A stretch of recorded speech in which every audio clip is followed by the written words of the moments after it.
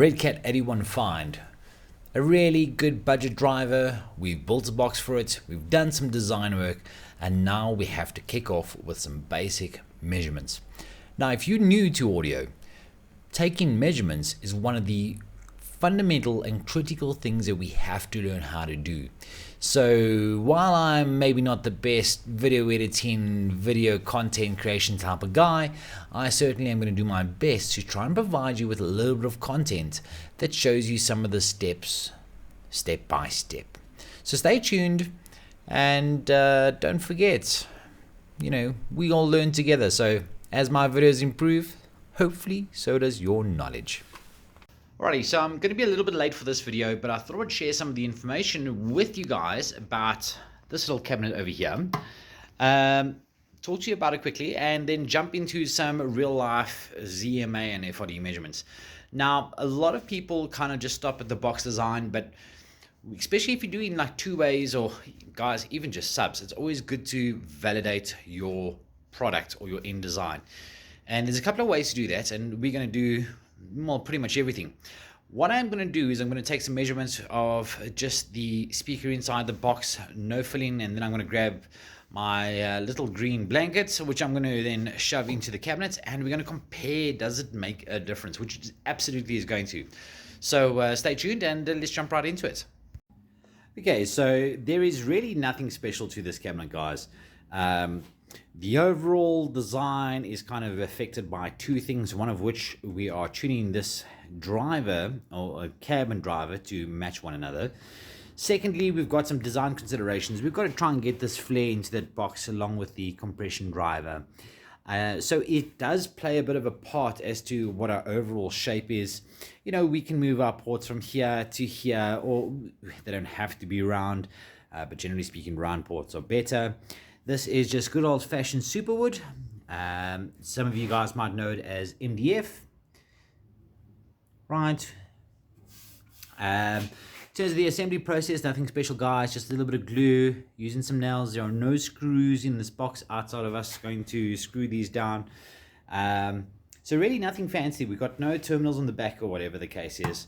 That's really the cab. So no bracing.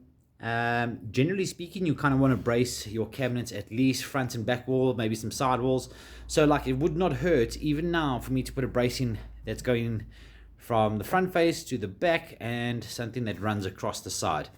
Every little bit counts. One of the things that you don't want to do is you don't want to over brace it, and that happens quite often where guys like really go so overpowered on the bracing, trying to get the box as rigid as possible, but really it mucks with the airflow. And it can definitely affect the tuning, at least from my experience, if you kind of don't, if you go overbearing, right? So I'm not really going to step into too much things like what we refer to as your baffle step. Essentially, guys, when you've got a speaker inside of a box, right, I'm going to save this for a whole different video. When the box is wider, right? So let's say, for example, let's go and grab this piece of material right here. I just want to briefly touch on this, but this is really a whole different video. Okay. So can you imagine if this box was that much wider on each side of this particular speaker box, right? What essentially starts to happen is that all the high frequencies are going to get to this edge in this box, and they're going to crack off the side here, right? So a lot of this will come forward, but to a point. So anything that can fit on here really is going to come forward. Now, making an extended or a very wide box, regardless of how you want to look at this, we could make it really long this way, whatever the case is. But essentially, all of those higher frequencies that can fit on this material comes forward. Now, this can be a good thing if you're trying to sneak out more lows onto your cabinet, but it can also be a bad thing. It really just depends on what you guys are building. And I've got some cool product that was given to us by Lane Audio. So Lane, thank you very much for providing us those drivers. That is going to come up in another video where we're actually going to look at how the overall shape impacts the performance of the cabinets. So mostly in this particular instance, let's get this guy Archer, right? This box is this shape because everything kind of fits, right, and it met the volume requirements. Okay, so you can see compression driver. We've got a few mils in there. I mean, I can't fully get my finger through there if you guys can see it. So you know, we got a finger's worth of spacing. So all right, so let's get this guy into this box and let's take some measurements. All right, so this is DAT's V3. Doesn't matter how you do this, you can actually make a basic circuit to capture parameters and do all these measurements. DATs is a convenient tool. I love them. I own and used to sell them, but not really commonly sold anymore in South Africa. There's serious speaker box builders, and then there's just everyone else. So what we're basically doing right now is we are connecting the two alligator clips to one another, and we are going to measure the resistance that is on those cables. So really straightforward, because we want to kick the cable resistance out of everything as a whole.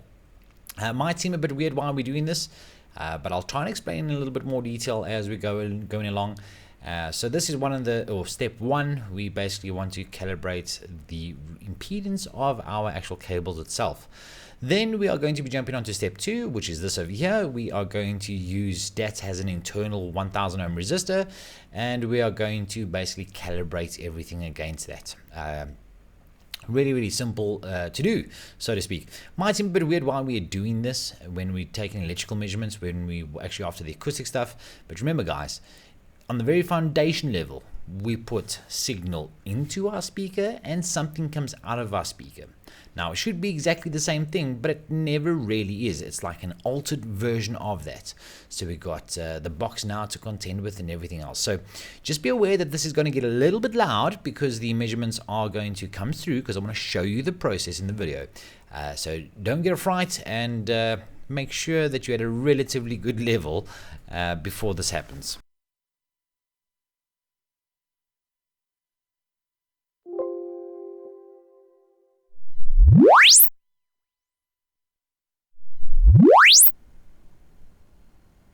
Alright, so there you have it. This is a sound that you will hear a lot when it comes to testing speakers, guys. Be aware of it. An impulse response is kind of like your bread and butter. Now, you don't always have to use an impulse response, but for 90% of the stuff that we do when looking at speakers specifically and boxes, it's something that you'll do a lot, right? Both in frequency as well as impedance. So now we're going to jump off to part 2 of doing this test. And this is going to be our calibration against 1000 ohm resistor. Right. So without further ado, let's jump on to part 2.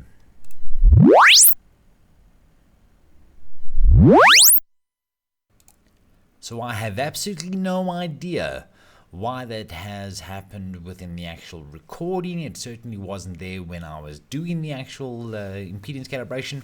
But you know what? I have skipped this whole process a little bit. I've redone it and made sure everything is functioning the way it should be functioning.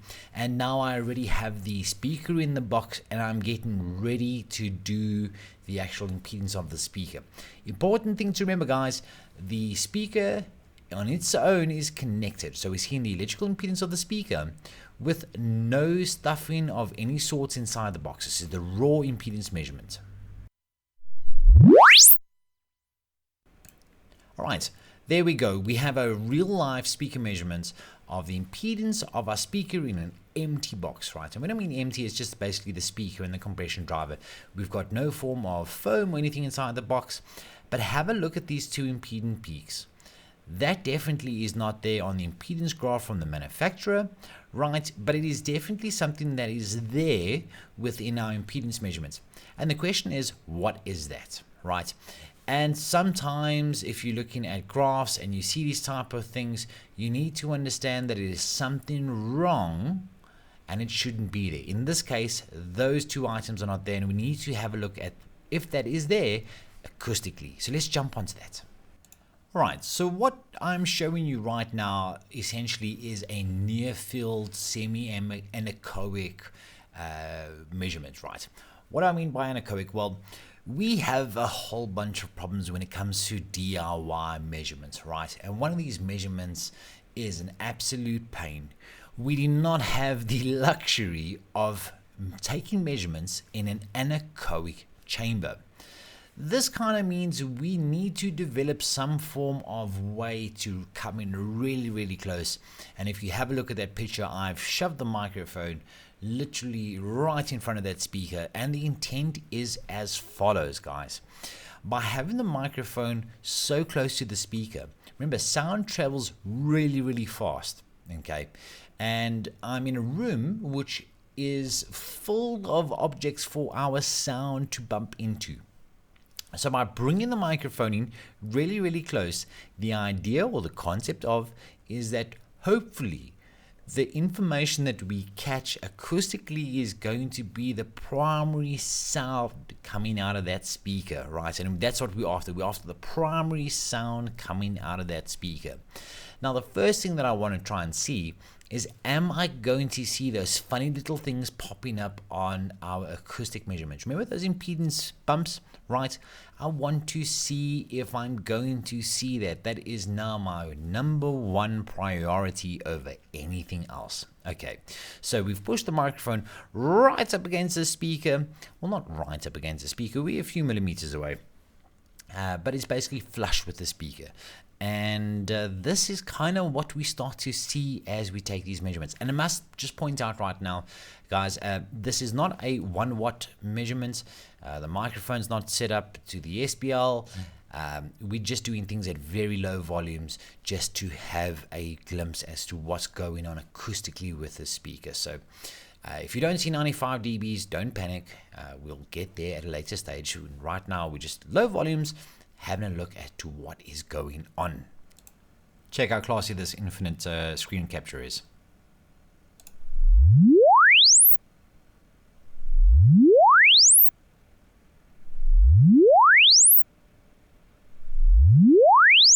All right, so basically we've done some measurements, and yes, absolutely, look at what is happening on the screen, guys. There's those little graphs, right? Those little bumps that we saw in the impedance side, it is showing up acoustically, and I've been doing this long enough to be able to know exactly, hey, listen, this is how big my box is, this is where my reflection is going to be. Sometimes I'm off by a couple of hertz, but really no big deal. But we can see the impedance side matches up with what we are measuring acoustically, and that's key. So let's go and put something inside the box to help with this. Okay, so you had seen those two little impedance bumps, right? Now we need to try and establish, is that resonance? Now let's try and get this guy in here as best as we can. So by the power of magic, 1, 2, 3. Alrighty, and just like that, we have loaded in our little green acoustic blanket. Now, keep in mind, guys, this blanket is not anything, substantial acoustically. But the question is it enough for us to identify that it is, in fact, box resonance? So we're going to have to repeat the process again, put this onto DATS, and recheck. All right, this is looking fantastic. We in the money. Definitely, it is box resonance. Those impedance curves are looking fantastic. They are basically gone. Those funny little bumps are out of things. So let's jump onto the acoustic side of things and have a look at what has changed.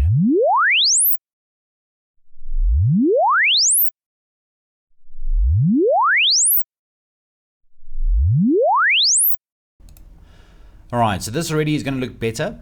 But I have moved the microphone position, so I'm going to take another measurement quickly and just capture a secondary result.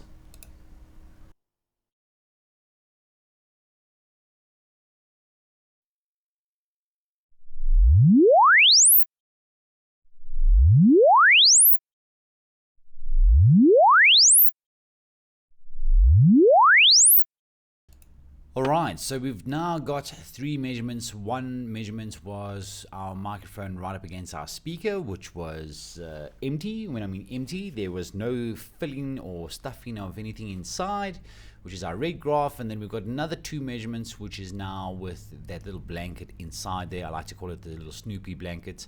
And you can see how that's affected the overall resonance that we had picked up both electrically as well as acoustically. And this is real life box measurements, guys. And so we are physically able to see the actual resonance of the speaker inside the box. We can see that the box plays a critical role. And regardless of what you do, this is something that is always going to be present in every single speaker design. So, doing things like tuning, what size ports do you use? Well, you kind of governed by the size of the box. The other things that you've got to start to worry about now when it comes to looking at your response is where is the resonance within that actual measurement itself. Sometimes we want to push the resonance really high up, right? Because if it's really high up, high frequencies don't have such a long wavelength. So I can try and avoid them being too present in our overall design. If it's sitting somewhere and it's loud and it's a long wavelength, that can be really challenging for us to actually work with.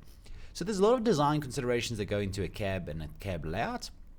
There's tons of groups that you can go and check out, especially the hi-fi community. I love the hi-fi community, although the hi-fi community is quite stuck up on the best of days.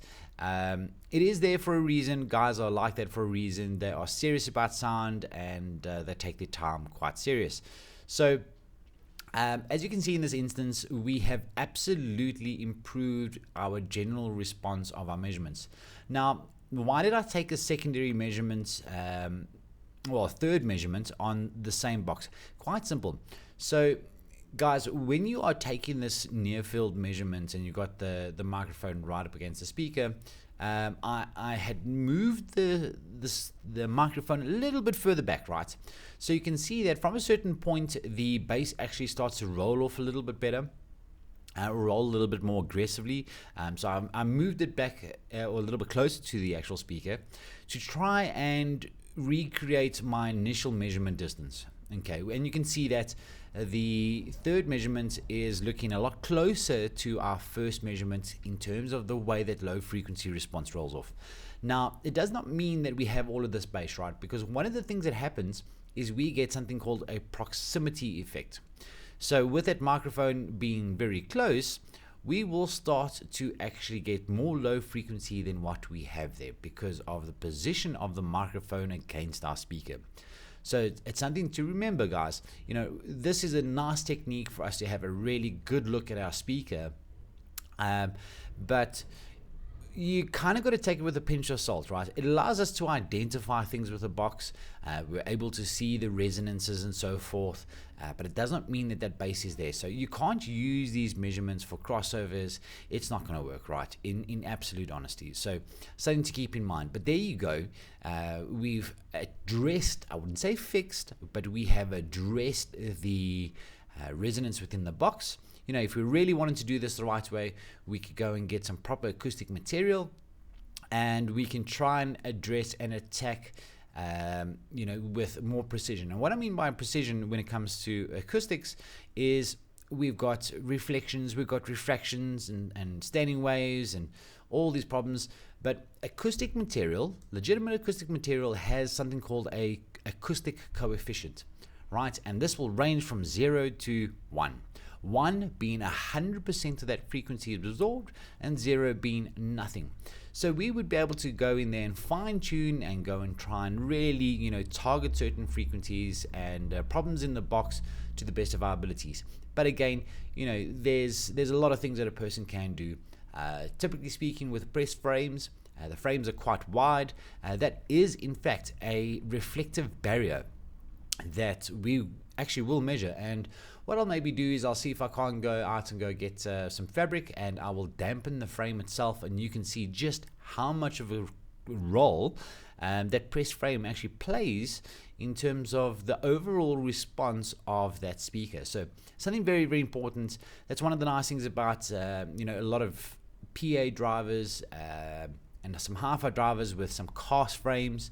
You can cast really, really fine pieces that doesn't really impact the overall acoustic response of the product, and it makes things a little bit better to work with. So yeah, things can get pretty serious pretty fast. But again, you know, for typical application, what I'm seeing here is already looking quite healthy. So I'd be more than comfortable enough to actually finish this guy as a product. So let's go a little bit further and talk about some of the stuff that we actually see. All right, so here is our basic overview. I've got an additional measurement in here, which is the microphone 45 degrees directly against the corner of the box or the edge of the box, right? But you can see between these graphs here the difference in bass. This kind of starts to come in at about 450 hertz, somewhere around there. So the proximity of the microphone definitely impacts the overall low frequency of what we are measuring. Now, green being more accurate, right? It's slightly off the diaphragm, and you know, we'll start to see a better scope of things once we actually step away. But this 45 degree directly on the box is just a habit of mine. I'm not really going to go into it too much. But we can see overall we are actually quite nice and flat. Now keep in mind is that we don't have our port measurements in there. We haven't merged that into our result. So we will have a little bit better bass response. But generally speaking, we can see that we're quite flat. The red graph, we've obviously fixed a lot of that problem. We still got something that's showing up, so we can definitely do some better acoustic material in there. But overall, this is not looking too bad, right? So you can see I've highlighted a little bit of a pink area. You know, that range is looking relatively healthy. So we're quite flat and quite linear, right? Have a look at this graph. Have a look at how we are zoomed in, right? So it's globally accepted that we want to see about 5 dBs within the graph itself as we're looking at the scale from bottom up. In this particular instance, like, you know, we're quite zoomed out, and we can obviously change how far we zoom in and have a look at our detail. And what I'm showing you right now is there's a plus or minus, you know, a couple of dB, and the idea is, you know, it's a nice way for us to benchmark how flat we are. Okay, so within this region, we're looking relatively flat. You know, we can maybe push out. Something's happening there at about 2 kilohertz, just over 2 kilohertz, and going beyond, that could be cone breakup. So really, I'm trying to establish where do we need to start to roll this guy off. Okay, it's critical, because if we roll off too late, then we're going to have that cone breakup. It's always going to be there. We don't want that. Makes things complicated. Yeah, so something we don't want. And zooming in, zooming out on your graph, a lot happens where guys will share this measurement and it looks ruler flat. But in reality, guys, it's a wrong way to do things. We want 5 dBs per scale. That gives us a nice overall view as to what's going on. So don't zoom out too far. In this particular instance, I'm zooming in quite close. So we're getting a lot of details. So something to keep in mind is that the way you view your graph is critical. So the same thing that we had done with our speaker, we are now taking the microphone, applying some haktua, and sticking that microphone in that hole. And essentially we are going to be able to take a measurement of our port, right? So again, the same principle. We're going to get in really close because we want to observe the behavior that's inside the port. And this ultimately will also reflect on some of our tuning.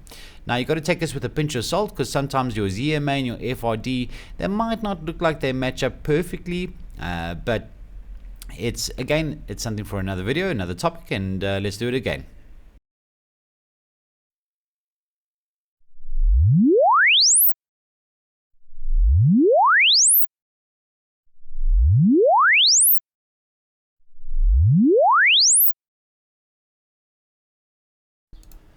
Alright, so we've taken our first port measurements. I've got the microphone quite deep into the port, and it's quite a shallow port, so I decided, you know, just to have a secondary measurement, I'm going to pull the microphone out ever so slightly and take another measurement just to see what changes.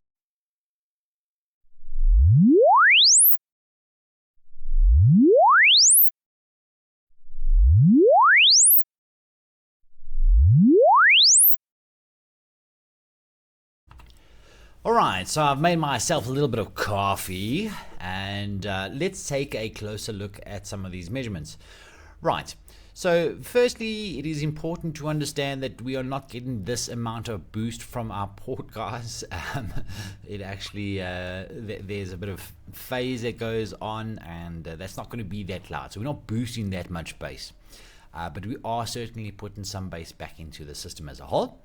Right, now just looking at this graph over here, which is this orange, might look brown to you on your screen. This is showing us some fundamental things about our box and our tuning, right?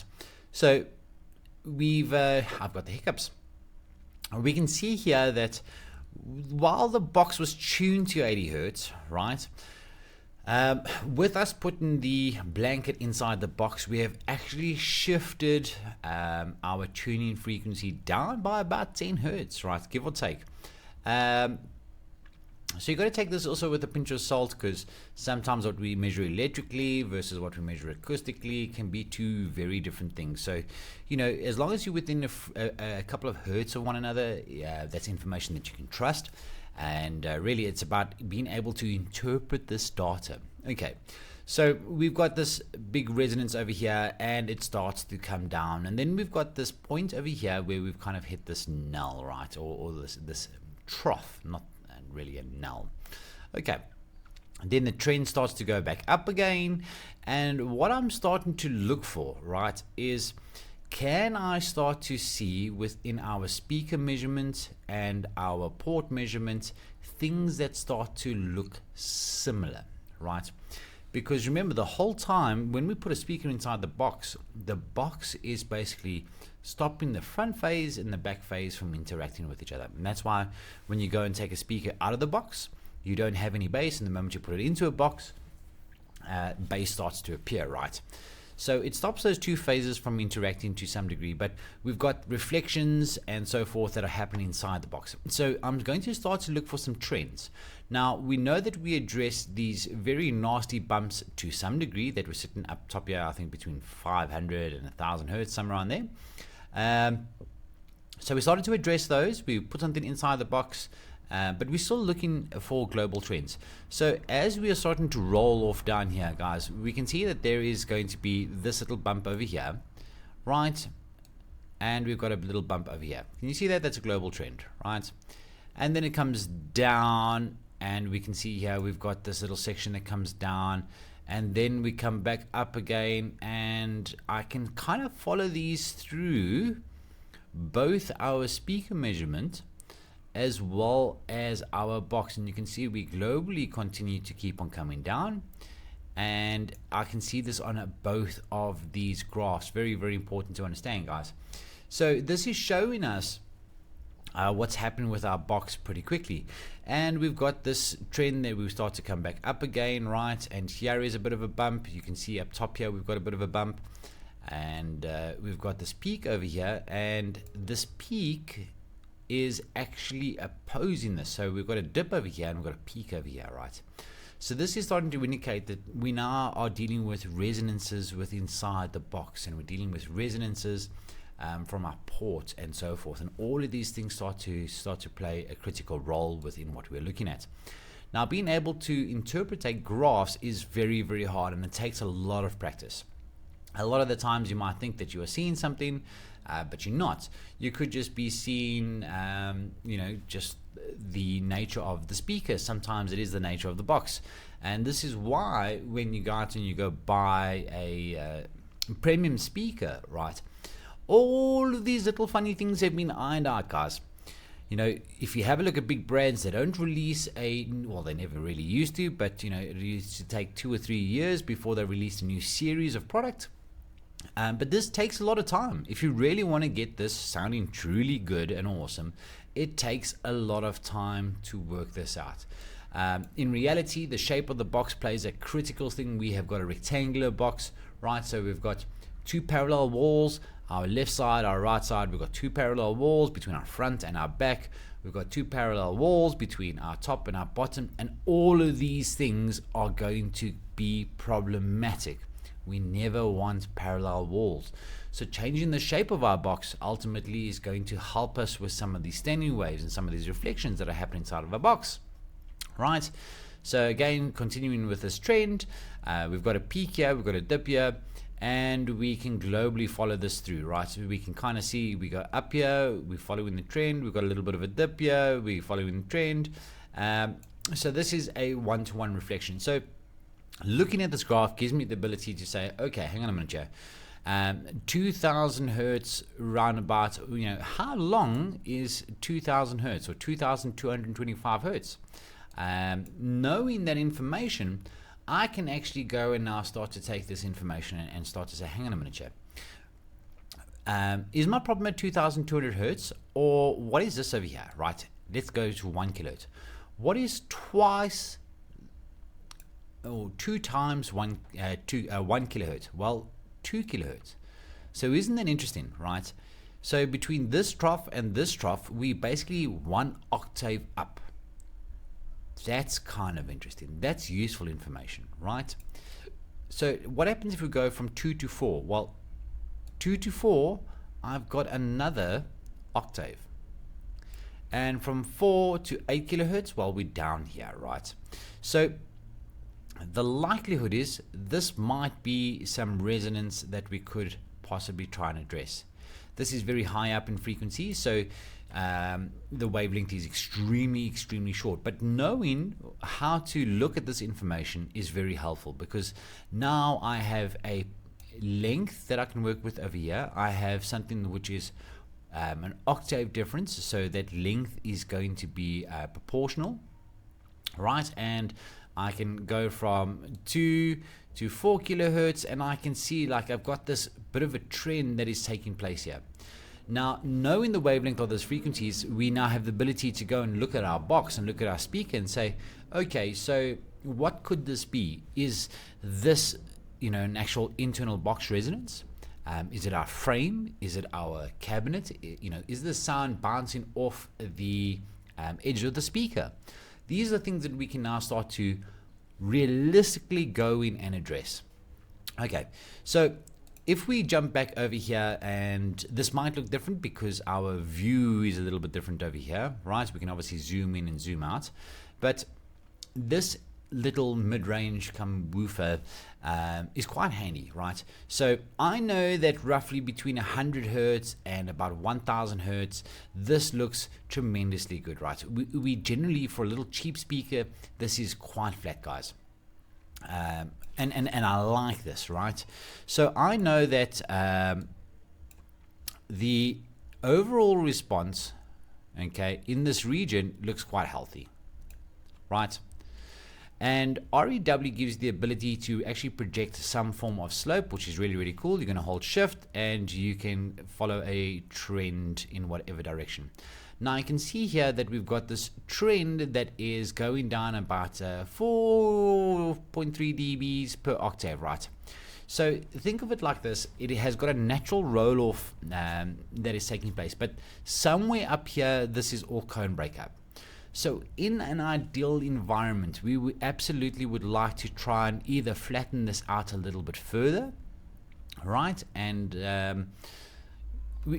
so one of the problems that we have is when it comes to now matching this with a compression driver. Right now, the compression driver that we have inside this box is quite a premium speaker from Redcatt. It is the 181 FCD. But that is, you're talking over 1,000 Rand for a compression driver for a 900 Rand little mid. Now, realistically speaking, that's not really so much of a problem. But ideally, we'd like to try and keep the cost of this product down as much as we possibly can. So with the intended power handling, we're looking at about 35 watts RMS. So I definitely know that I can use a smaller 10 watt, 50, maybe 20 watt compression driver, something like the Nexus or the Hybrid T20 would be fantastic as a choice for this type of application, right? But I can't cross those over very low, right? Because when we're talking about distortion, distortion is a real thing. And unfortunately, compression drivers, especially the little ones that are designed to play, from like 3.5 kilohertz, 5 kilohertz and upwards, they don't like to play in this range. So this is what we're going to try and work on. Can we improve the woofer to lower the cost of the compression driver that we have to use? And can we actually work with the distortion in this range? So these are all things that we're starting to look at. So ideally, I definitely want to come in and see if I can address this region over here.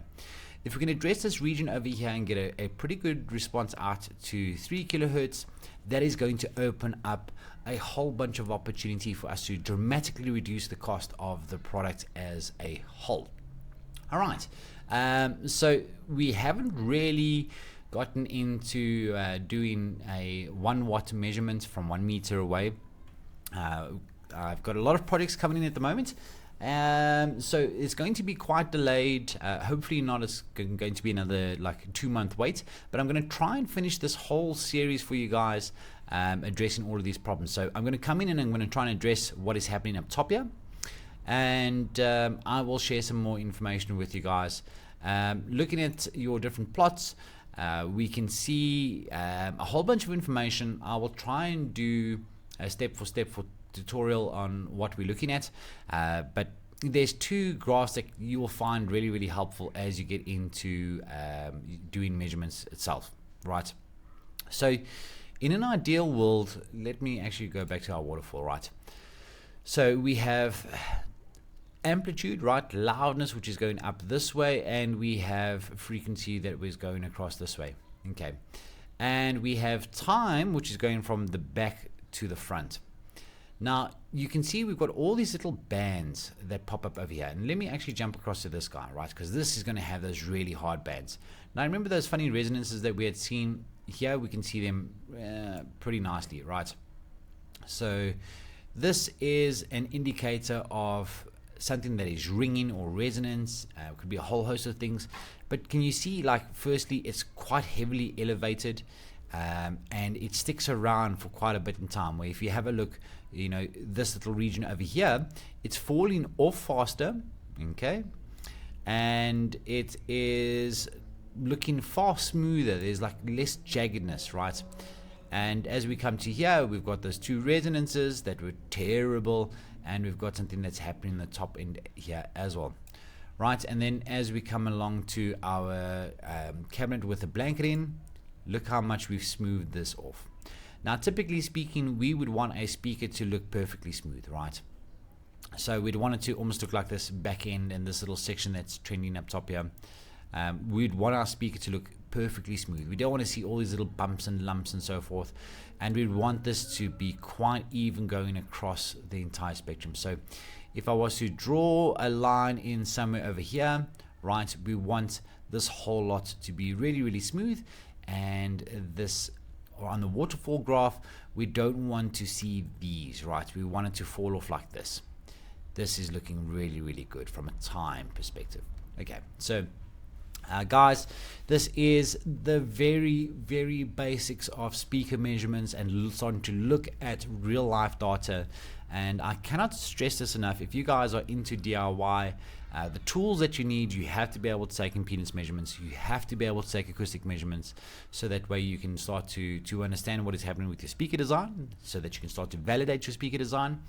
And guys, man, if you are buying speakers from another box builder, you need to get out of a very bad habit. Stop trying to build a copy of something. You need to understand, guys, yes, you can in fact go and buy, for example, an RCF driver that will go into an RCF box design and save yourself a good 30 or 40,000 rand.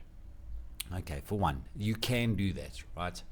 Brands sell the products that they use in their cabinets, so you can do that. But trying to load in a hybrid or a Nexus or a Salto or a BNC or a Fatal Pro or an Eminence, it doesn't matter what brand, don't do it. It's not designed to run in those cabinets, and it becomes critical to understand that. So if you're buying a top from someone and they can't take these basic measurements, you literally are killing yourself. You're wasting your money. Because if your box builder cannot do this basic fundamental level of grade 1 speaker design and acoustic measurements, because literally it's grade 1, this is the basic of the basic, you are wasting your money buying products. Those components most likely are not going to work very well together. The crossovers are going to be generic, and everything is going to go to a ball of shit. It's important to understand that. Spend the extra $500 or $600. If you're a box builder, guys, and I'll say this openly and honestly, if you're a box builder and you want to build your own product, bring your stuff to us. I will help you do the design. I will help you do the measurements. I will develop the crossovers for you. And even if we don't do the full 9 yards, bells and whistles to get everything perfect, your foundation will be a million times better. You will start to give your customers a proper sounding, phase coherent speaker, and you will be giving value. But if you can't do this, you are just there to take their money. Let's get out of that trend, guys. I want to improve audio in South Africa. I've been around for a while. My door's always been open, but let's start to engage. Don't be scared to engage with us as a business. Ultimately, we are about DIY and helping DIY guys grow in the DIY community. All right. So I look forward to jumping on that video when we have some more chance, and we will start to get a little bit more serious and look at things like our 1 meter response, and addressing some of the problems that we have with our box and some of these little resonances. We want to squeeze out as much of this little speaker as we can. So there we go, guys. That's a basic rundown on the Redcatt 81 Fine.